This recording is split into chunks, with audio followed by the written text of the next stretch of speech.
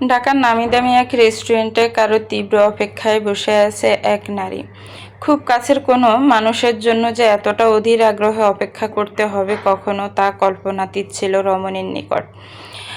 অবসাদগ্রস্ত চেহারাটা মলিনতায় চেন, দু চোখের নিচে আদান। সময় ফুরলেও চোখ মুখে বিরক্তির লেশ মাত্র দেখা যায় না নারীর, যেন তিনি এটারই যোগ্য প্রাপ্য।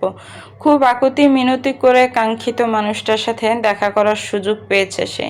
সেই মানুষটার জন্য ঘন্টা কেন, সারাদিনও অপেক্ষা করতে রাজি সে।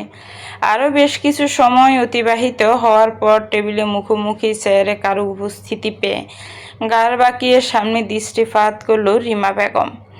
চোখের তারায় স্বস্তি নেমে এলো যেন। না, শেষ পর্যন্ত লোকটার দেখা পেল সে, তাও এত অপেক্ষার পর। নিজের উপর তাচ্ছিল্য হাসি আসলো রিমা বেগমের। একটা সময় যে মানুষটা তার কথায় দুনিয়া উলট পালট করত, আজ তার চোখে নিতান্তই তুচ্ছ সে। আর এটাই তার কৃতকর্মের ফল। আসলে তুমি, আমি ভাবলাম আজও ফিরিয়ে দিবে বুঝি আমায়। সায়ন তালুকদার টেবিলের পাশের কাজ গলিয়ে বাহিরে দৃষ্টিপাত করলেন। এই মেয়ের চেহারা তার দেখতে ইচ্ছে করে না, রুচিতে বাদে। প্রশ্নের প্রত্যুত্তর করার প্রয়োজন বোধটুকু করল না সে। চেহারায় গাম্ভীর্যতা বজায় রেখে ইগনোর করলো সামনের প্রতারক নারীটিকে। সে এখানে কিছুতেই আসতে চায়নি, মেহেরাত বলাতে আসতে হয়েছে। না হয় এরকম ঠক প্রতারকদের কাছ থেকে দূরে থাকাই কল্যাণকর। সায়ন তালুকদারের অগত্যা দৃষ্টি দেখে রিমা বেগমের মনটা আরও মুষড়ে উঠল। এতটাই জঘন্য বুঝি সে, তার দিকে তাকাতেও পারছে না অবধি। কণ্ঠ দৌড়ে আসলো তার, জানতে চাইলো, আমি কি এতটাই ক্ষমার অযোগ্য? একটাবার ফিরে তাকানো যায় না? ক্ষমা করা যায় না? অসম্ভব। এছাড়া ভিন্ন কিছুর বলার থাকলে বলো। আমার হাতে সময় নেই। কাট জবাব সায়ন তালুকদারের। সায়ন, একটাবার তাকাও আমার দিকে। এত ভালোবাসা কোথায় তোমার? তোমার জন্য আমি আমার পরিবার ছেড়েছিলাম, সেই তুমিই আমার সাথে এরকমটা করতে পারছো? একটা সুযোগ কি দেওয়া যায় না? কান্না বিজড়িত কণ্ঠে শুধালো তিনি। সায়ন তালুকদারের মুখশ্রী আরও কাট হয়ে উঠল। শান্ত স্বরে শেষবারের মতো জানালো, ভুলের ক্ষমা হয় অন্যায়ের না। জেনে বুঝে কাউকে ঠকানো এটা কিছুতেই ভুল হতে পারে না। তাই আমারও ক্ষমা করার কোনো প্রশ্নই আসে না। খুব শীঘ্রই ডিভোর্সের লাস্ট হিয়ারিং। এই বিষয়ে দ্বিতীয় কোনো কথা আমি শুনতে চাই না। ব্যাস। তাহলে কেন দেখা করতে রাজি হলে? একটু কি সহানুভূতি দেখানো যায় না? আমার দিকটাও শোনো। মেহেরাত বলেছিল তাই এসেছি, না হয় সব সময়ের মতোই এবারও ইগনোর করতাম। ওহ, এখানেও বুঝি মেহেরাদের মর্জি মতো সব? You can say that. নির্লিপ্ত কণ্ঠ ভদ্রলোকের। মেহেরাত যেহেতু পাঠিয়েছে, নিশ্চয়ই কোনো উদ্দেশ্য নিয়ে পাঠিয়েছে। কি সেটা? শুভ্রতা নয় তো? সবাইকে নিজের মতো ভাবার কোনো প্রয়োজন নেই। আসছে বলেই উঠে চলে যেতে নিল তিনি। রিমা বেগম আটকালেন। তারা এত ভালো হলে রায়হানের সাথে এরকমটা কেন করলো এই ছেলেটা? কিছুটা তেজিস্বরেই জিজ্ঞেস করলেন, তোমরা তালুকদাররা এত ভালো হলে আমার রায়হানের সাথে এরকমটা করলো কেন মেহেরাত? ছেলেটাকে দেশ থেকে বিতাড়িত করে ছেড়েছে, পলাতক হয়ে গা ডাকা দিয়ে রেখেছে দেশের বাহিরে। ওর দোষটা কোথায়? বিনা অপরাধে ছেলেটাকে পুরো 1 সপ্তাহ হাসপাতালে বেডে কাতরাতে হয়েছে। কি ছিল ওর অন্যায়? যে যেমন তার সাথে আমরা তেমনই। হি ডিজার্ভ ইট। মেহেরাতকে মারার সুপারি দিয়েছিল বেয়াদবটা। আর কোনো রিজন প্রয়োজন? কিন্তু ওর লোকেরা তো কিছুই করেনি। সেটা জেনেও কিভাবে পারলো ছেলেটার সাথে এরকম করতে? আমার ভাইয়া ভাবির কাছেও আমার মুখটুকু বাঁচাতে দিলে না, নিজেও শেষ সুযোগ দিচ্ছ না। আমার কি অবস্থা জানো? কথা শেষের কণ্ঠ ভেঙে আসে রিমা বেগমের। কি যে আকুতি! আগ্রহ বোধ করছি না। সায়ন প্লিজ, একটাবার সুযোগ দাও। আমি শুভ্রতার সাথে দেখা করতে চাই। Shut up! বজ্রকণ্ঠে দমকে উঠলেন সায়ন তালুকদার। রিমা বেগম বরকে উঠে সিটিয়ে গেলেন স্বামীর অদেখার রূপ দেখে। বিয়ে, ভালোবাসার জীবনে এতটা কঠোর স্বামীকে কখনোই পায়নি সে। বুঝলো মানুষটা অতুলনীয় কষ্ট পেয়েছে তার কাজে। বিষণ্ণ দুচোখে অশ্রুরা ঢেউ তুলল। এদিকে সায়ন তালুকদার ফুঁসছেন, তার কাছে এসব মেলো ড্রামা ব্যতীত কিছুই না। সে ক্রোধান্বিত দৃষ্টিতে কঠোর হুঁশিয়ারি দিয়ে জানালেন, এ কাজ ভুলেও করবে না। মেহেরাত কোনো পরিচয়ে দাঁড় ধারবে না। তাহলে মেয়েটাকে বহু কষ্ট দিয়েছ, আর সেই চিন্তারও দুঃসাহস দেখাবে না। আমি সঠিক বাবা হয়ে তোমার মতন নামের মাকে আটকাতে না পারলেও মেহেরাত একজন আদর্শ স্বামী। ওর থাবা থেকে কিছুতেই বাঁচবে না, কোনো সিম্প্যাথিও না, মাইন্ডের। আমি ভয় দেখিও না সায়ন, আমি সেরকম কিচ্ছুই করব না। আমি শুধু একটা বার ক্ষমা চাইব মেয়েটার কাছে। কান্না গিলে বলে উঠল রিমা বেগম। সায়ন তালুকদার আর কিছু বলতে সময় দিলেন না। একই শুরু হুঁশিয়ারি দিলেন, চেষ্টাও করো না, মেহেরাত হতে দিবে না। শান প্লিজ একটু ব্যবস্থা করে দাও। আমার যে নিজেকে অসহায় মনে হয়। আমি এত বোঝা নিয়ে কীভাবে বাঁচবো বলো? একটু তো ক্ষমা পেতে দাও। তোমার এসব নাটক ছাড়া কিছুই মনে হচ্ছে না আমার। আজকের পর দ্বিতীয়বার আমাদের আর দেখা না হোক। আল্লাহ হাফেজ। কাট কণ্ঠে বলেই উঠে রেস্টুরেন্ট ছেড়ে বেরিয়ে আসলেন সায়ন তালুকদার। পুরো মুখশ্রী জুড়ে উপসে পড়া গাম্ভীর্য, ভেতরের অভিব্যক্তি বোঝা দেয়। তবু এতটুকু বোঝা যায় তিনি তার সিদ্ধান্ত থেকে এক ধাপও পেছাবেন না। যাদেরকে ভালোবাসা হয় বেশি, তাদের দেওয়া আঘাতগুলো ক্ষত বিক্ষত করে বেশি। সেই গা এত সহজে সারে না। রিমা খান জল চোখে স্বামীর যাওয়ার ফানে তাকিয়ে ভেতর থেকে করুণ আর্তনাদ বেরিয়ে আসতে চায় তার। জীবনে এই পর্যায়ে এসে যে এতটা বাজে অবস্থায় পড়তে হবে তার কল্পনার বাইরে ছিল। কোথায় তার ব্যক্তিত্ব এখন? কোথায় তার ভালোবাসার অহংকার? এতদিন যাই করতো, সায়নের ভালোবাসা তার জন্য খুঁটির স্বরূপ ছিল। কিন্তু আজ যে লোকটা এভাবে ফেলে রেখে চলে যাবে, সেটা সে কখনোই ভাবেই না। মানুষটা যেমন ভালোবেসেছিল তেমন শাস্তিও দিচ্ছে, কঠোর শাস্তি, যে শাস্তিতে ভালোবাসার ছিটে ফোটা নেই। কেবল আছে রিমা নামক প্রতারক নারীর প্রতি ঘৃণা, চিৎকার ঘৃণা, আর এক ডালা তাচ্ছিল্য। আজ থেকে তার কিছুই রইল না, না গড় না বর। সে এখন নিঃস্ব। আমার আপনি ছাড়া দ্বিতীয় কোনো নারী আমার জীবনে নেই, ছিলও না। আমার মা ছিল একজন, যাকে হারিয়ে প্রথম নিঃস্ব হয়েছিলাম আমি। কিন্তু আপনাকে ভালোবেসে নিজেকে কেন যেন পরিপূর্ণ মনে হতে লাগলো। আপনার গালের তিলটা আমাকে একবার দুবার বারবার আপনার দিকে তাকাতে বাধ্য করে। প্রেমে ফেলতে মরিয়া হয়ে ওঠে। সারাদিন ডুললে ফনা করে নীরবে আপনার কোলে মাথা রাখতে ইচ্ছে করে। আপনি যার জন্য আমি আমার মায়ের কবরের পাশে বসে হাউমাউ করে কান্না করছি। এগুলো শুনতে হয়তো ক্রিঞ্জি লাগতে পারে আপনার, কিন্তু বিশ্বাস করুন, আপনার অপছন্দের বেয়াদব ছেলেটাও আপনার জন্য মোনাজাতে কেঁদেছে। আফসোস, তবুও আমি আপনার ফার্স্ট চয়েস হতে পারলাম না। এই ব্যর্থতা কি দিয়ে লাঘব করব আমি? আপনার ভেতরের দহনগুলো আমার ভেতরের দহনগুলো কাকে দেখাবো? বাহিরের এই যন্ত্রণা নিতান্তই তুচ্ছ, সে দহন থেকে অতিমাত্রায় মলিন। এক নাগাড়ে কথাগুলো বলে আকাশের দিকে তাকিয়ে ব্যথাতুর দীর্ঘশ্বাস ফেলল দীপ।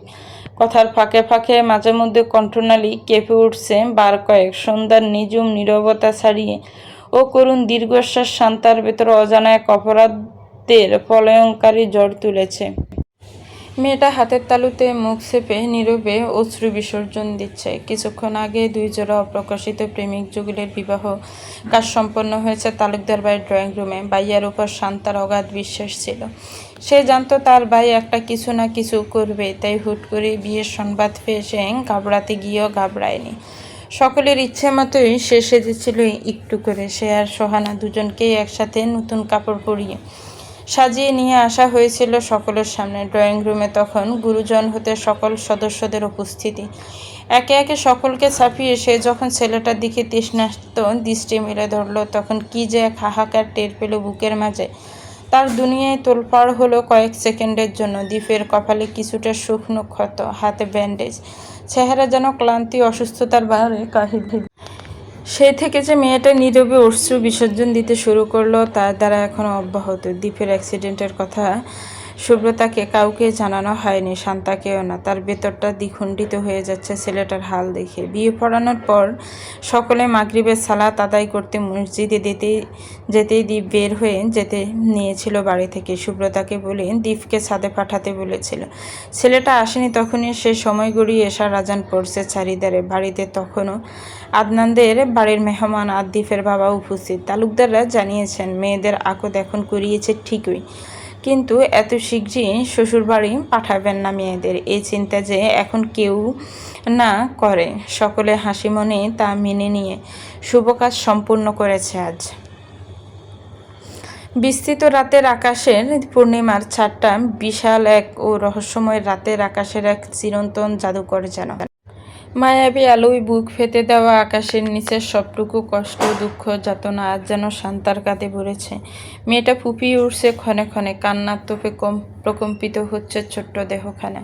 ছাদের মায়াবী নরম আলোয় স্পষ্টতা, দ্বীপের দু চোখের তারায় ছেলেটা বেশিক্ষণ তাকায় না এতদিনের কাঙ্ক্ষিত বউটার দিকে। তার ভেতরটা বিষিয়ে এসে বিষ বিরহের যাতনায়, সেই সাথে মেয়েটার পাল্লা দিয়ে জড়ে বাড়তে থাকা কান্নার তোপ যেন আরও ছিন্ন ভিন্ন করে দিচ্ছে ভেতরটাকে। শান্তা নিজেকে সামলাতে চায়। ছেলেটার এই হাল দেখে ছুটে ছেলেটাকে বুকে আগলে নিতে ইচ্ছে করছে তার। নিজ দুহাতের সেবা সুস্থতায় সুস্থ করে দিতে মন চাইছে, চুটকিতে সব সারিয়ে দিতে মন চাচ্ছে, কিন্তু তার দ্বারা কিচ্ছু হয় না, কিচ্ছুটি না। কেবল অশ্রুর প্লাবনে চিবুক ভিজে মেয়েটার। দ্বীপের এক একটা কথা ভেতরে তীরের মতো এসে বিচ্ছে, ক্ষত বিক্ষত করে দিচ্ছে অন্তঃস্থল। মেয়েটা সময় নিয়ে প্রকম্পিত গলায় দ্বীপকে জিজ্ঞেস করে, আই এম সরি, আমার জন্য তোমার এত কষ্ট পেতে হচ্ছে তাই না? আমি একদম ভালো না, একটুও না। কিন্তু বিশ্বাস করো, এই দুনিয়ায় নিয়ম নীতি সমাজকে পায়ে ঠেলে আমি কেবল তোমার মায়াতেই জড়িয়েছি, তোমার পাগলামোতে নিঃস্ব হয়েছি। আমি কখনো ভাবিনি সকলে এত সহজে মেনে নিবে সবটা, ভাইয়া পাশে থাকবে, তাহলে তোমায় একটুও কষ্ট পেতে দিতাম না, নিজেকেও এভাবে তিলে তিলে শেষ করতাম না। আমার প্রতি যত খুশি রাগ দেখাও, অভিমান করো, কিন্তু কখনো আমায় ভালোবাসা বন্ধ করো না দীপ। আমি মরে যাব, একদম মরে যাব। তোমার ভালোবাসাকে ভালোবেসেছি আমি, সেই ভালোবাসা না থাকলে আমি কি করে বাঁচব বলো? কান্ন বিজড়িত আকুতি ভরা কণ্ঠ মেয়েটার। দীপ এক দৃষ্টিতে তাকিয়ে তখনও তার সিনিয়রের ভালোবাসার কথা সে জানে। হাসপাতালে মেহেরাত ভাইয়ের কথা থেকে কিছুটা আন্দাজ পেয়েছিল। এখন বউ নামক ভালোবাসাটার সরল স্বীকারোক্তিতে অভিমানী অস্থির মনটা ক্রমান্বয়ে পুলকিত হচ্ছে তার। ভোরের শিশির মিশ্রিত প্রস্ফুটিত ফুলের মতোই মনটা শীতল সতেজতায় ভরে উঠেছে। ছাদের কার্নিশ সমেত রিলিংয়ে হেলান দিয়েছিল ছেলেটা। প্রেয়সীর কান্না থামানোর প্রয়াসে কন্দনরত রমণীর দিকে কদম বাড়ালো সে। দীপের উপস্থিতি সন্নিকট অনুভব করে দৃষ্টি উঁচিয়ে চাইল মেয়েটা। সিক্ত দৃষ্টিজোড়া মেলে ধরে সদ্য স্বামী নামক পুরুষটার দিকে। আবারও অপরাধবোধে দু ঠোঁটে ভেঙে আসতে চায় মেয়েটা। সহসায় দীপের গম্ভীর কণ্ঠের আদেশ ভেসে আসে, চোখ মুছুন, এক্ষুনি মুছবেন। আপনার ভালো না বেশে আমি খুব বাঁচতে পারবো মনে হচ্ছে। বাঁচতে পারলে কি এভাবে হাতে গলায় ঝুলিয়ে ঘুরতে হতো এখন?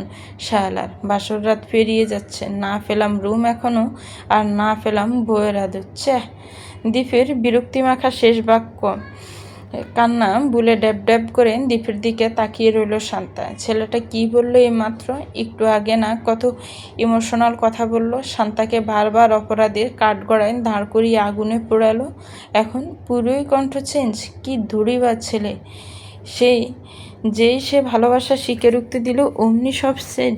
শান্তার আশ্চর্যের গোলগাল চাহনি দেখে দীপ আবারও আগের কর্মে ফিরে আসলো। তার বরাবরই লজ্জাসজ্জা কম, না হলে এভাবে সিনিয়রকে পটাতে পারত। এক হাতে কাঁধে ঝুলিয়ে গা ঝাড়া দিয়ে কণ্ঠে বিরক্তি ঢেলে বলল, আপনার এতটুকু স্বীকারোক্তির জন্য মরতে মরতে বেঁচে এসেছি আমি। একেবারে কবরে চলে গেলেই বলতেন। এমন প্রেম আমি কোথাও দেখি নেই। একটু বিশ্বাস করা যেত না আমায়? ভালোবাসি কথাটা একবার মুখ ফুটে বলা যেত না? আমি কি এতটাই অযোগ্য, নাকি আপনাদের পরিবারটাকে জল্লাদ মনে হয় আপনার? আমার পরিবার টানছ কেন? আশ্চর্য, তুমি অযোগ্য সেটাই বা কখন বললাম? তবুও সমাজ কি এটা মেনে নেবে? সকলের সামনাসামনি ভালো সাজলেও পিছনে ঠিকই সমালোচনা করবে। আমি ওটারই ভয় পেয়েছিলাম। মেয়েটার মিয়ে আসা কণ্ঠস্বর কুটিল মানুষদের নিয়ে তার বরাবরই আতঙ্ক বেশি কাজ করে। দ্বীপ বুঝে আসার কণ্ঠে পাশে গাঢ় স্বরে সুদেয়, এখন নেই। দৃষ্টি স্থির শান্তার দিকে। ফগার সে চাহনির কাছে শান্তার চোখ আরও খানিকটা নমিত হয়ে আসে। ধীর স্বরে স্বীকারোক্তি দেয়, আছে, তবে তোমাকে হারানোর চেয়ে বেশি না। দ্বীপের চোখে প্রাপ্তির হাসি, অদর থেকে বেঁকে যায় পূর্ণতার ঢেউয়ে। এত আদুরে মেয়ে হয়, কি সুন্দর! বারবার স্বীকারোক্তি দিচ্ছে। তার তো দুটো গাল ধরে ঠেসে চুমু খেতে ইচ্ছে করছে। লাজুক মুখশ্রীটা দু হাতের আজলায় ভরে আদরে ভরিয়ে দিতে মন চাচ্ছে, কিন্তু তার তো হাত ভালো না। ইস, আবারও নিজের অপারগতা মাথায় আসতে মুষ্টির চিড়বিড়িয়ে উঠল তার। গলায় ঝুলানো আর্ম স্লিম খুলে ফেলতেই যাবে শান্তা আতঙ্কিত চেঁচিয়ে শুধাল, এ কী করছো? এটা খুলছো কেন? ব্যথা পাবে না? পাগল হলে? কোনো ব্যথা ট্যাথা পাবো না। ছাতার মাথাটার জন্য আপনার একটু আদর করতে পারছি না। এই যে এত সুন্দর ভালোবাসার স্বীকারোক্তি দিচ্ছে, পুরস্কার না পেলে দ্বিতীয়বার আর আগ্রহ দেখাবেন? দেখাবেন না তো। আমাকে পুরস্কৃত করতে দিন আপনাই। মেয়েটা ওর পাগলামোতে হকচকিয়ে পিছিয়ে গেল দু কদম। কি পাগলামো কথাবার্তা এসব? আদরও পুরস্কার হয় কখনো? আমস্লিং খুলেই ফেলল অধৈর্য ছেলেটা। চোখ মুখ খিচালো একটু ব্যথায়, তবুও গমগমে পায়ে মেয়েটার দিকে এগিয়ে যেতে শান্তার বিস্মিত ভাব কাটল। কিন্তু কিছু বুঝে ওঠার আগে নিজেকে আবিষ্কার করলো দ্বীপের বক্ষস্থলে, ভাঙা হাতের পাঁজরে আর হাত দিয়ে ঠেসে আঁকড়ে ধরে রেখেছে মেয়েটাকে। শান্তার হৃৎপিণ্ডটা বোধ হয় ফেটে বেরিয়ে আসার জোগাড়। দুটো চঞ্চল স্পন্দনের স্পর্শে দুদেহের মন আকাশে যেন আতশবাতির জলকানি বয়ে বেড়াচ্ছে। তীব্র রক্তস্রোতের প্রবাহ মস্তিষ্ক জমাট বাঁধিয়ে দিয়েছে বোধ হয়। কোনো ক্রিয়া প্রতিক্রিয়া দেখাতে পারছে না মেয়েটা, কেবল অনুভব করলো দ্বীপের অস্থির ব্যাকুল কণ্ঠের ব্যঙ্গাক্ষ, আপনায় খুব ভালোবাসি সিনিয়র। এতটাই যে এর পরিমাণ যন্ত্র এই দুনিয়া আবিষ্কার করতে অক্ষম। যে সমাজের মানুষ আমার স্ত্রীকে, আমার সিনিয়রকে কষ্ট দিবে, ভয় পাওয়াবে, সে সমাজকে ভেঙে নতুন করে গড়ব আমি, যেন আমাদের মতো শত শত শান্তাদ্বীপের ভালোবাসার পূর্ণতা পায়। দুঃখে দুঃখে বাঁচতে না হয়। আপনার প্রতি ভালোবাসা পুরানোর আগে আমার বিশ্বাস ফুরিয়ে যাক, মৃত্যু হোক এই অদমের। আপনাকে ভালোবেসে না থাকতে পারাটা মৃত্যু সমতুল্যই আমার জন্য। আমার এক জীবনে আপনার জন্য ভালোবাসা কখনো পুরাবার নয়, কখনোই নয়। কী ব্যাপার, এখনও কাঁদছো কেন? যখন শুনেছ অন্য কাউকে বিয়ে করব তখনও কেঁদেছে, এখন তোমাকে বিয়ে করলাম এখনও কাঁদো, এ কোন মুসিবত খোদা! শেষমেশ সে যোগরুটে মেয়েটা কিনা স্বামীর কাছে এখন চিৎকাদুনি। আদনান বলে উঠল ব্যঙ্গাত্মকের স্বরে, দৃষ্টি বারবার বিছানায় বসে থাকা নব স্ত্রীর দিকে। বিয়ের আগে দুজনার কথা না হলেও কিছুক্ষণ আগে সন্ধ্যার আয়োজিত নাস্তা ছেড়ে রুমে পাঠিয়েছে বাড়ির সদস্যরা ওদের। বলেছে আদনানকে বিশ্রামের ব্যবস্থা করে দিতে। সোহানা তাই করেছিল, রুমে রেখে চলে যেতে নিচ্ছিল সে, কিন্তু দুঃস্ব লোকটা তাকে রেখে দরজা আটকেছে। আদুরে কথা বলতে চাইছে, কিন্তু শেষ হবে তো সোহানার মন গলছে না। এতদিন কষ্টগুলো অবয়বে এসেছে, তা কি করে এত সহজে চলে যাওয়ার? তাই সেই কখন থেকে মেয়েটা কেটে যাচ্ছে। আদনানের কোনো কথাই শুনছে না, তাই মেয়েটাকে একটু রাগিয়ে দিতে এহেন বাক্যগুলো উচ্চারণ করলো মেয়েটা। রাগ করেও যেন অন্তত কান্না থামে। কাজ হলো আদনানের টেকনিকের। মেয়েটার নাক টেনে কান্না সংবরণ করছে। কন্দনরত কণ্ঠে জানায়, হ্যাঁ আমিই তো চিৎকাদুনি। সেদে সেদে মানুষকে ভালোবাসলে যায়, তারপর কষ্ট হয়। আদনান ওর দিকে এগিয়ে গেল। সোহানা তৎক্ষণাৎ নিজেকে গুছিয়ে বসলো উপাস হয়ে। আদনান মোটেও রাগল না, বইয়ের পাশ ঘেঁষে বসলো বিছানায়, মাথাটা নিচের দিকে নমিত করে ব্যর্থ সুরে আওড়ালো, আমি সত্যিই জানতাম না বাড়িতে এসব নিয়ে আলোচনা হয়েছে। জানলে সব কিছু কখনোই এতটুকু আগাতো না, তোমায় এতটা কষ্ট কখনোই পেতে হতো না। আমি নিজেও কি ভালো ছিলাম বলো? কেন? আপনি ভালো থাকিবেন না কেন? আপনার তো ভালো থাকারই কথা। তুমি আমায় এড়িয়ে চলেছ। এটা আমায় খুব পুড়িয়েছে সোহা। অবশ্য এটারও একটা লাভ হয়েছে। নিজের অনুভূতিগুলোকে আরও খানিকটা স্ট্রেঞ্জ পেয়েছি আমি। তোমাকে ঠিক কতটা ভালোবাসি উপলব্ধি করেছি। আমি ভাবতাম তুমি বোধহয় আমায় সহ্য করতে পারো না, তাই ইগনোর করছো। আমি বুঝতে পারিনি তোমার ফিলিংস। I am sorry. হ্যাঁ, সেটাই তো। সহজে পেয়ে গেলে প্রথম কারোই চোখে লাগে না, কদর থাকে না সে জিনিসের। আমার ভালোবাসাও তেমন মূল্যহীন। আদনানের রাগ হলো এবার, কড়া রকমের রাগ। এক জটকায় মেয়েটার বাহু টেনে নিজের দিকে ঘুরালো সে। শানিত দৃষ্টিতে দেখলো বউটাকে, গমগমে গলায় উচ্চারণ করলো, এভাবে খোঁচা দিবে না একদম। তোমার ভালোবাসা আমার জন্য কি সেটা তুমি নিজেও জানো না। এসব বলে বারবার আমাদের পবিত্র ভালোবাসাটাকে অগত্যা করবে না। রিকোয়েস্ট তোমার কাছে আমার। সোহানা মুখ ঘুরিয়ে নিতে চায়। আসছে রিকোয়েস্টে নিয়ে। তোকে ভালোবেসেছে যে কষ্ট পেয়েছি এত তাড়াতাড়ি ভুলে যাব নাকি আমি? কখনো না। 100 বার বলবো, কি করবি কর। আদনান মেয়েটাকে আবার নিজের দিকে ফেরালো। ধৈর্যচ্যুত হচ্ছে তার, কণ্ঠ আকুলতা নিয়ে শুধালো, আমার ভালোবাসা নিয়ে কোনো প্রশ্ন আছে তোমার? সোহানা চুপ রইল। তার লোকটার ভালোবাসা নিয়ে কোনো প্রশ্ন নেই। ভাইয়ার সামনে এর পাগলামো শোনার পর থেকে তো এই পর্যন্ত হাজারটা প্রমাণ পেল দিওয়ানা প্রেমিক পুরুষের। প্রশ্ন উঠতেই পারে না। তবুও সে চুপ করে রইল। লোকটাকে ফুরাতে আনসার মি সোহা। ব্যাকুল কণ্ঠ ছেলেটার। সোহানার মুখ আনত করে জানালো, নেই কোনো প্রশ্ন। আমরা দুজনকে ভালোবাসি, এটা ধ্রুব সত্য। এবার তুমি বলো, তোমার রাগ অভিমান কি নিয়ে? আমার সাথে কথা বলছো না কেন? সে মেয়েটার সাথে কতবার যোগাযোগ করতে চাইলো, কিন্তু মেয়েটা তাকে কোনো রেসপন্সই করছে না। ঠিক কী কারণে তার জন্য শাস্তি বরাদ্দ করেছে মেয়েটা, সে জানতে চায়, এক্ষুনি জানতে চায়।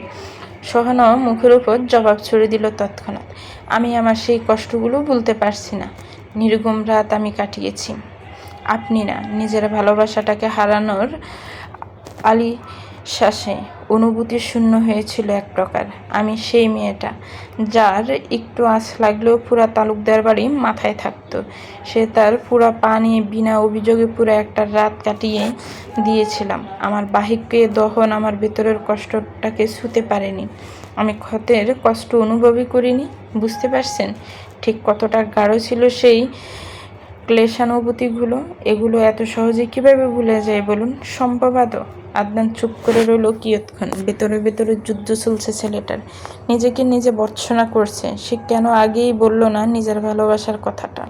কেন এত কষ্ট পেতে দিল মেয়েটাকে? ভেতরটা দ্বিখণ্ডিত হয়ে যেতে চায় ছেলেটার।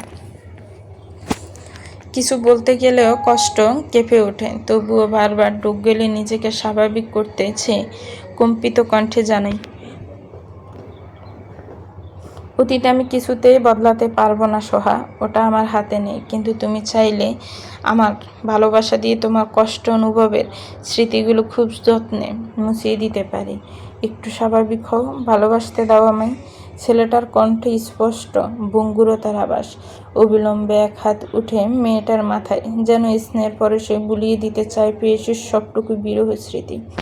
আদনানের স্নেহের মাধুর্যতা মিশ্রিত কণ্ঠে সোহানার আবারও দু ঠোঁট ভেঙে আসতে চায়। তীব্র অনুভূতির জ্বরে মেয়েটা নিজেই আশ্রয় পড়ে প্রণয় পুরুষের বক্ষস্থলে, কেঁদে ওঠে হাউমাউ করে। আদনান মেয়েটাকে বুকে আগলে নেয় বটবৃক্ষের নেয়, কাঁদতে দেয় মেয়েটাকে। একটু দুঃখ বিলাস করুক না, না হয় এতে যদি স্মৃতিগুলোর কিছুটা কমে যায়। সময় নিয়ে ধাতস্থ হয় মেয়েটা। আদনানের পাঞ্জাবির এক পাশ তখন সম্পূর্ণ ভিজে, প্রেয়সীর অশ্রু জলে, তবুও বুক থেকে সরতে দেয় না। বলিষ্ঠ হাতটা নিদারুণভাবে বুলিয়ে যাচ্ছে প্রেয়সীর মাথায়। সময় নিয়ে সোহানা নিজের কণ্ঠে স্বর ফিরে পেল। মাথা উঁচাতে চাইলে বাধাপ্রাপ্ত হলো বক্ষস্থলের মালিকের দ্বারা। মেয়েটাকে এভাবেই বুকে আগলে রেখে জানতে চাইল, ভালো লাগছে এবার? আলতো স্বরে জানালো মেয়েটা। কখনো কষ্ট হলে, অভিমান জমলে, অভিযোগ থাকলে নির্দ্বিধায় আমার বুকে চলে আসবে। আমায় জানাবে। কখনো দুঃখ বিলাস করিবে না, করিবে এই বুকটায়। দেখবে খুব স্বস্তি মিলছে। রাগ করো, রাগ যারো, দুঃখ বিলাস করো, যাই করো, দিন শেষে আমার বুকটাই বেছে নিবে। এই বুকের মালিকটা যে তোমায় বড্ড ভালোবাসে সোয়া পাখি, সে তার সজ্ঞানে তার সোয়া পাখিকে কখনোই কষ্ট দিবে না ইনশাল্লাহ। যদিও হয়ে যায় তবুও যেন এহেন দুঃখ বিলাসের জন্য এই বুকটাই বেছে নেওয়া হয়। It's an orders Mrs. সোহানার রক্তিম আদরে আলতো হেসে শব্দে হেসে ফেলল। সেই শব্দের ধ্বনি শ্রবণ কেন্দ্রে পৌঁছাতে স্বস্তির নিঃশ্বাস ফেলল ছেলেটা। মেয়েটার মনটা তাহলে ভালো হয়েছে, কিছুটা আশা করা যায়। চন্দ্রবিলাস হয়, বৃষ্টিবিলাস হয়, জানতাম। দুঃখ, রাগ, অভিমান এগুলোও বিলাস হয়।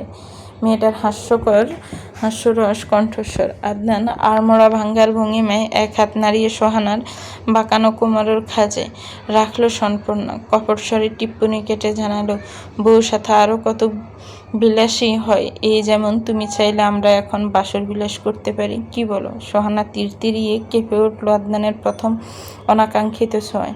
শিরশিরিয়ে উঠল দুবাহুর লোমকূপগুলো। লোকটার বেফাস কথায় রক্তিম হয়ে উঠল কোলপসহ দুকান। চুপটি করে রইল বুকের মাঝে। আদনান বুঝে বুয়ের লাজুকতা। হাতের ছোঁয়া স্থির রেখে জানতে চাইল, ফিলিং আনইজি? সোহানা বুঝেছে সে কোনো পরিপ্রেক্ষিতে জিজ্ঞাসা করছে আদনান। মৃদু মাথা নাড়িয়ে না জানালো মেয়েটা। প্রেয়সীর নীরব সম্মতির কাছে বলিষ্ঠ হাত কোমর গড়িয়ে বেয়ে উঠে আসলো সরু কাঁধে। তীব্র অনুভূতির তাড়নায় দু চোখ খিচে আসে মেয়েটার।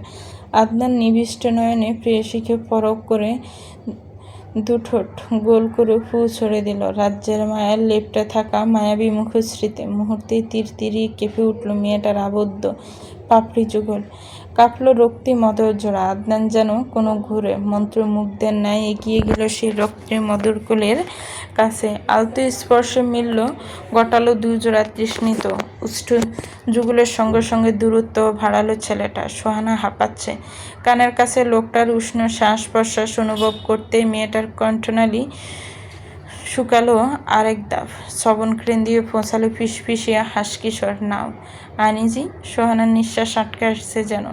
তার কাছে এসব কিছু নতুন, বাট কেমন যেন তৃপ্তিদায়ক। সে বুঝাতে পারবে না বোধ হয়। নিজেও তো বুঝছে ভালো করে। কি বলবে মেয়েটা? এই অনুভূতির সংজ্ঞা তো তার জানা নেই। ভালোবাসার মানুষের ছোঁয়ায় লাজ ছড়িয়ে যেতে পারে সারা অঙ্গে, কিন্তু অস্বস্তি না। দেহের প্রতিটি লোমকূপে শিহরণ, তলপেটে অসংখ্য প্রজাপতির ডানা জাপটানো। রোলার কোস্টারের মতো হার্টবিট ওঠানামা। Wow, it's an amazing feelings. সোহানারও ঠিক তেমনটাই অনুভূত হচ্ছে। সে এর গভীরে পৌঁছাতে চায়। এই অনুভূতির সম্পূর্ণ সংজ্ঞা সে জানতে চায়, কিন্তু সে তো অল্পতেই নেতিয়ে আসলো। শব্দ তুলে শ্বাস ছেড়ে মেয়েটা সেই কাঙ্ক্ষিত বক্ষ মাঝে লুটিয়ে লুটিয়ে পড়তে পড়তে জানালো, ফিলিংস থ্রিলিং। রুমের দরজাটার সামনে পর্দা ধরে বাদরের মতো করে একটু ঝুলে থাকলো সুব্রতা। অভিমানী অবুঝ দৃষ্টি দুটো রুমে অবস্থিত মানবের দিকেই নিবদ্ধ। মেয়েটা আরও কিয়ৎক্ষণ পর্দায় ঝুলে ঘুরপাক খেলো। আইটাই শব্দ তুলে নাকে কাঁদল একটু। তবু ওপাশের মানবের কোনো ভাবান্তর না দেখে মেয়েটা বিরক্ত মাখা মুখশ্রী নিয়ে রুমে প্রবেশ করলো। ভোর 5টার দিকে বাসা থেকে বের হবে তারা। এখন রাত 11টা প্রায়। বেচারির মনটা একটুও না, অনেকটাই খারাপ। দুপুর ঠুলিয়ে রাখলো কপাল ঘুটে। তার মূলত এখন একদম যেতে মন চাচ্ছে না কোথাও। বাড়িতে দুটো বিয়ে হলো, একটু আনন্দ ফুর্তি করবে তা না, সকলকে ফেলে সে কোন বৃন্দাবন চলে যাচ্ছে দূর। রুমে মেহেরাত লাগেজে টুকিটাকি জিনিসপত্র গুছাচ্ছে। সুব্রতা গিয়ে ওর পিছু পিছু ঘুরপাক খেতে খেতে নাকে কেঁদে বলল, মেহেরাত ভাই, এখন না, পরে যাই না। আমি এখন যেতে চাই না, পরে যাই না, সবাইকে ছেড়ে যেতে ভালো লাগছে না। মেহেরাত ওর কথায় পাত্তা না দিয়ে নিজের কাজ জারি রেখেছে। সুব্রতা নামক মানবীর অস্তিত্বই যেন তার সামনে অদৃশ্য। অদেখার মতোই নিজের কাজ করে চলছে সে। সুব্রতার গাল দ্বিগুণ ফুলের ডোল হলো। নাচরবান্দা হয়ে জানালো, আমার কথা শুনছে না কেন? এই শুনুন না, আমি যেতে চাই না এখন, শুনুন। হাতের টি-শার্টটা লাগেজে রেখে মেহেরাত তাকালো এবার ওর দিকে। দু চোখের চাহনিতে হুঁশিয়ারি। বুঝাচ্ছে, সকাল থেকে সহ্য করছি, আর মাথা খাবি না, মার খাবি। সুব্রতা নাচরবান্দা একগুঁয়ে হয়ে সে তাকিয়ে থাকলো, নাক মুখ কুচকে। পরক্ষণেই নিচের ঠোঁট উল্টো আহ্লাদি সাজলো একটু। এভাবে তাকান কেন? আমার কথাটা একটু শুনুন। শুনুন না, রাতে আপনার কথা শুনিনি আমি, এখনও ব্যথা। আচ্ছা সেটা বাদ, আমার ইচ্ছের অনিচ্ছের দাম নেই, আমি আরও পরে যেতে চাই। সকলকে ছেড়ে এখনই যেতে ভাল লাগছে না আমার, টিকিট ক্যান্সেল করে দিন না। হ্যাঁ, ডক্টর তো তোর 14 গোষ্ঠীর আত্মীয় হয়, আমি যখন বলবো তখনই অ্যাপয়েন্টমেন্টের লেটার নিয়ে বসে থাকবে গর্দব। গমগমে গলায় আওয়াজ তুলে ভুলেই লাগেজে সেন লাগালো সে। মেজাজ খারাপ হচ্ছে তার। সকাল থেকে এক বায়না ধরে বসে আছে মেয়েটা। সুব্রতা ঘুরে লাগেজের সামনে এসে দাঁড়ালো। এই লাগেজ ফাগেজ সে নিতে দিবে না।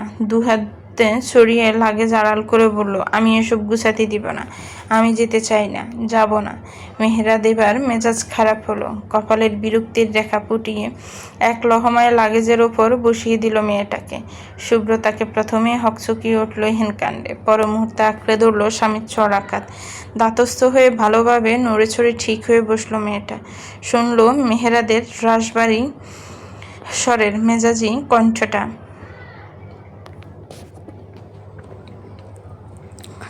বুঝালেও যখন বুঝিস না তখন মার দিতে মন চায়। ডক্টরের অ্যাপয়েন্টমেন্ট পাওয়া যায় না সহজে। এখন পিও ক্যান্সেল করলে কিভাবে হবে?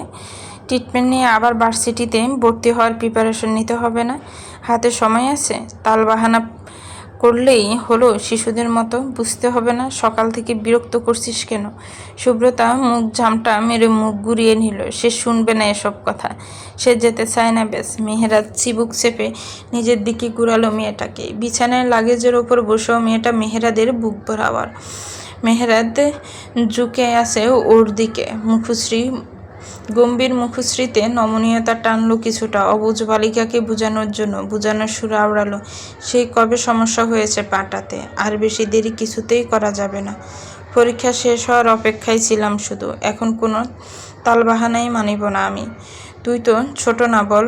না, একদম ছোট না। আপনার বাচ্চার মা হওয়ার মতো বড়, সেটাও তো শুনেন না। আমার এটা ওটা কিছুই শুনেন না। নিজের স্বার্থ মতো ছোট বড় বানিয়ে দিন। স্বার্থপর লোক কোথাকার। আর চোখে সেই মিনমিনে বলল মেয়েটা, আমি স্বার্থপর? মেহেরাদের সরু দু চোখের দৃষ্টি মেয়েটার দিকে। সুব্রতা সময় নেয় না, তৎক্ষণাৎ বলে উঠল, নয়তো কি? একটা বাবুর কথা বলেছিলাম সেদিন, কি বললেন? আমি নিজেই নাকি বাচ্চা, যাকে পালতে পুষতে আপনি শেষ। এখন আবার বলেন আমি ছোট না, বুঝের মানুষ। যেন আপনার কথা বুঝি তো। হলেন তো স্বার্থপর। নিজের বেলায় 16 আনা দড়িবাজ, আবার মুখ বাঁকা মেয়েটা। মেহেরার টান টান হয়ে দাঁড়ালো। বাঁ হাতের তালুতে সম্মুখের চুলগুলো পিছনে ঠেলে দিতে দিতে বলল, আমার আদর নেওয়ার মতো বড় হোসনি। আমার বাচ্চার জন্য পাগল হয়েছিস? কোন আক্কলে ভাবিস এসব তুই? সামনে ভার্সিটি ভর্তি হবি, এগুলো মাথায় আসে কোন সাহসে? কোনো এম নেই? সুব্রতা বিরক্ত হলো বেশ। সে মোটেও পড়ালেখায় এত সিরিয়াস না। চোখ মুখে নাখোশি টেনে বিরক্তির শব্দ তুলে বলল, আপনার পড়ালেখার গুল্লি করি। কোন বিসিএস ক্যাডার হতে চাই না, কোনো বিসিএস ক্যাডার হতে চাই না। আপনার সন্তানের মা হতে চাই, এটাই আমার এইম আপাতত, আর কিচ্ছু না। গড, সে কাকে কি বুঝাবে? বড় একটা দীর্ঘশ্বাস টেনে ভেতরের রাগটুকু ঝেড়ে ফেলল সে। গ্রীবা বাঁকিয়ে আবারও ঝুঁকে কণ্ঠে কোমল ভাব টেনে এনে সুব্রতাকে বুঝানোর সুরে আওড়ালো, আমার লক্ষ্মী, জেদ করে না। এটা অনেক রিস্ক হয়ে যাবে না? তুই এখন খুব ছোট, প্লাস আনফিট। আগে পাটা ঠিক হতে দে, পুরোপুরি সুস্থ হও আমার জান। অবাধ্য হয় না। একটু বুঝো। বেলুনের মতো ফুস করে ভেতরের একগুঁয়ে ভাবটা কোথায় যেন মিলিয়ে গেল। মেহেরাদের আদুরি কথায় মেয়েটা বরাবরই দুর্বল। ভেতরের জেদ বাদ দিয়ে মেয়েটা আনতমুখ করে মাথা নত করে মুখ জুটতে রইল। মেহেরাদ বুকে আর একটু আহ্লাদ দিল। নত মস্তকটা বুকের বাঁ পাশে চেপে ধরে মাথার মধ্যভাগে চুমু খেল নরম চুমু। স্নেহের পরশ এঁকে দিল খুব যতনে। ব্যাস, ভেতরের ফোকরে অবশিষ্ট জেদের ক্ষুদ্র কণাগুলো ফুসমিতুলোয় ন্যায় মিলিয়ে গেল ধোঁয়াশায়। নিস্তেজ হয়ে নিজেকে সঁপে দিল ভালোবাসার কাঙ্ক্ষিত স্থানটায়। মেহেরাদ স্বস্তির শ্বাস ফেলে কণ্ঠ খাদে নামিয়ে আদর ঢেলে বলল, খুব শীঘ্রই চলে আসবো। আমার লক্ষ্মী সোনা, আর জেদ করে না। দোয়া করো রব যেন সব ঠিক করে দেয়। সুব্রত ওভাবে করে রয়ে শব্দ তুলল। পরপর এই আহ্লাদি স্বরে জানালো, আমি এসব ব্যাগ ট্যাগ গোছাতে পারবো না কিছু। এগুলো আপনি করেন সব। আমি আপুদের সাথে কথা বলি গিয়ে। সারা রাত সকলের সাথে আড্ডা দিব, গাড়িতে যেতে যেতে আপনার কাছে ঘুমাবো। বকতে পারবেন না কিন্তু, চলেই তো যাব বলুন।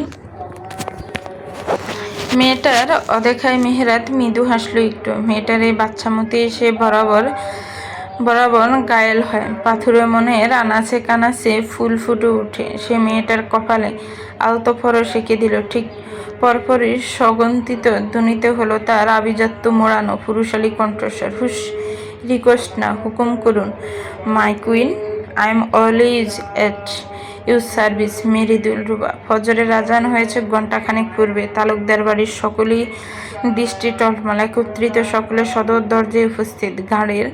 ঘরের প্রাণ যেন বাড়ি থেকে চলে যাচ্ছে এমনভাবে তোড়পাড়ছে প্রত্যেকটা প্রাণ। সুব্রতা তো কেঁদে কেটে বুক বাসাচ্ছে তার বড় মা আর মেজমার যেন সব সময়ের জন্য কোথাও চলে যাচ্ছে। শান্তা সোহানা বোনের সাথে নির্ঘুম কাটিয়েছে রাত। দু চোখ উচ্ছ্বসিত। বোনকে কতক্ষণ জড়িয়ে রাখলো বুকে। খুব শীঘ্রই ফিরে আসতেও বলল। আদনান দ্বীপ যেতে চেয়েছিল সাথে এয়ারপোর্ট পর্যন্ত। মেহেরাত না করেই দিয়েছে। বাড়িতে সকলকে সামলাবে কে তাহলে? সে সকলকে সবকিছু বুঝিয়ে দিয়ে গিয়েছে। খুব দ্রুত ফিরে আসবে তা বলেও আশ্বস্ত করেছে। সাবধানে যাবে, সময় নিয়ে শান্ত মাথায় সবকিছু হ্যান্ডেল করবে। সেখানে গিয়েও হুটহাট রাগ জেরো না কারো উপর। একটা মেয়েকে নিয়ে যাচ্ছ সাথে করে, মাথায় রেখো, ওকে আগলে রেখো। ছেলের উদ্দেশ্যে বললেন আলতাফ তালুকদার। মেহেরাত গম্ভীর মুখে বাবার আদেশ শুনে মাথা নাড়ল কেবল। একে একে সকলের হুঁশিয়ারি বাণী মাথায় নিয়ে রক্তিম সূর্যের প্রভাত কিরণ ছড়াতে ছড়াতে তালুকদার বাড়ি ত্যাগ করলো তারা। সুব্রতা হেঁকসি তুলে কাঁদছে সেই কখন থেকে। থামার কোনো নাম নেই, সেনাও নেই। মেহেরাত খুব জেন্টলি হ্যান্ডেল করলো ওকে, মন ডাইভার্ট করে দিতে। কন্দনরত রমণীর মাথাটা কাঁধে টেনে নিতে নিতে আলতো স্বরে জিজ্ঞেস করলো, আমি পাশে থেকেও এত কষ্ট হচ্ছে, আমার উপর ভরসা নেই? আমার সাথে এক দেশ পার করা যায় না? সুব্রতার কান্নার গতি কমে আসে। মেয়েটা বারবার ফলক ঝাপটিয়ে কান্না মুদিত করে তৎক্ষণাৎ সিক্ত কণ্ঠে জবাব ছুড়ে, ভরসা? সেটা আবার কি? আমি এক মেহেরাত তালুকদার, অর্থাৎ আমার স্বামী ছাড়া আর কিছুই বুঝি না। আমার পৃথিবী বলতেই সে। তার সাথে এক দেশ কেন, পুরো বিশ্ব ব্রহ্মাণ্ড পার করা যায় নির্দ্বিধায়। তাহলে এবার কান্না বন্ধ করবো? আগে বলুন, এটা জিজ্ঞেস করলেন কেন? আপনি জানেন না আপনি আমার কি? মেহেরাত গাড়ির জানালার কাঁচ গলিয়ে প্রভাতের নরম আলো ছড়ানো সূর্যটার দিকে তাকালো একবার। সূর্যটা যেন তাদের সাথে ফাল তোলা নৌকার মতো সঙ্গ করে ছুটছে। চোখে মুখে নরম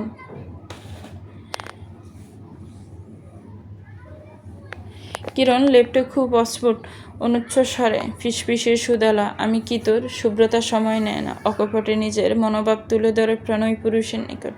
খুব আদুরে শহরে আড়ায়, আমার জান প্রাণ নিঃশ্বাস, আমার হৃদস্পন্দন, যাকে কিশোরী বয়সে আড়ালে অবডালে মন দিয়েছি, বিপদে পড়লে সবার প্রথমে যাকে খুঁজেছি আপনি সে। অসুস্থ হলে যার অস্তিত্বটা বিছানার বা পাশে দণ্ডায়মান দেখে আমি বারবার প্রেমে পড়েছি আপনি সে। যাকে ভালো না বেঁচে থাকতে হবে ভেবে বারবার আত্মহত্যা করতে চেয়েছি আপনি সে। যার জন্য নিজেকে বাঁচাতে আমি আবার মরতেও পারি আপনি সে। যার দূরত্বে নিঃশ্বাস কণ্ঠনালীতে আটকে আসে আপনি সে। যার মুখে একটু হাসি দেখার জন্য সারাদিন মুখিয়ে থাকি আপনি সে। যে চোখে চোখ রাখলেও সারা দেহে শিহরণ বয়ে চলে আপনি সে। যার জন্য পুরো পৃথিবীতে বুড়ো আঙ্গুল দেখিয়ে বলতে পারি আমি এতিম নই, আমার একজন আছে, আমার স্বামী আছে, যে আমার কিশোরী মনে ভালোবাসার বীজ বপন করেছিল, ভালোবাসিতে শিখিয়েছিল, নিজেকে ভুলিয়ে শুধু তাকে জ্ঞানে ধ্যানে হৃদয়ে রাখতে বাধ্য করেছিল আপনি সে। যার এক চাহনিতে হাজার প্রজাপতির বাসা ঘরে আমার মনে, আমার ভালোবাসা, আমার হৃদস্পন্দন, যাকে ছাড়া আমি মৃত, জীবন্ত লাশ। চারিদিকে বুঝি অনুভূতি দোলা খাচ্ছে। প্রভাতের নরম আলোর জলকানিতে রং বেরঙের প্রজাপতিরা বুঝে উঠছে। প্রবণের শীতল বাতাস বইছে বুঝে বক্ষস্থলে। এটাই তো সুখ, এই তো জীবন।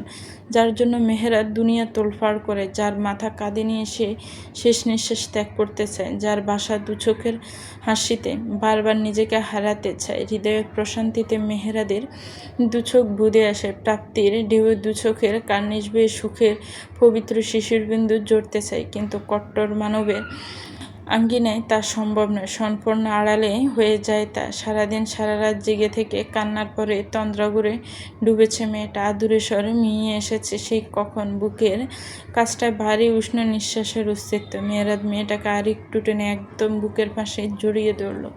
ঘুমন্ত মুখশ্রী গিয়ে ঠেকল ঘাড়ের কাছটায়। মেয়েটার দিকে প্রেমময় দৃষ্টি ঠেলে আলতো পরশে উষ্ঠ চেপে ধরল সরু নাসিকতায়। প্রশান্তির ঢেউ কণ্ঠস্বর অতিমাত্রায় শান্ত স্থির মধুরতায় ডুবে গিয়ে গুঞ্জন তুলল। আমার এক জীবনে তোর ভালোবাসা ছাওয়া ছাড়া আর কোনো ছাওয়াই ছিল না আমার, এখনও নেই। আমিটাকে শুধুমাত্র তোর জন্যই উৎসর্গ করেছি আমি। এই যে বা ফার্স্টায় লেপ্টে আছিস এখানে মূল্যবান যন্ত্র, হারটা আমার হলো এটা শুধু মাত্র তোর নামে লেখা শুভ্রা। তা না হলে তোর বিয়োগটায় এটা বারবার থমকে যাবে কেন? তোর কষ্ট দেখলে নিঃশ্বাস আটকে আসবে কেন? আমার হৃদস্পন্দনের অধিকারী আমি হলো এর রাজত্ব জুড়ে শুধু তোর অস্তিত্ব শুভ্রা। আমার হৃদস্পন্দন তুই, আমার অস্তিত্বের সবচেয়ে মূল্যবান অঙ্গ, যার বিয়োগে আমি মেহেরাত বিনাশ অনিবার্য। আমার বেঁচে থাকতে হলে তোকে আমার চাই, আমার হৃদস্পন্দন। সমাপ্ত। তো ভিউয়ার্স, গল্পটা প্রায় 3 মাস যাবৎ চললো। আজকে গল্পটা শেষ। যারা প্রথম পর্ব থেকে শেষ পর্যন্ত শুনেছেন তারা অবশ্যই একটা কমেন্ট করবেন।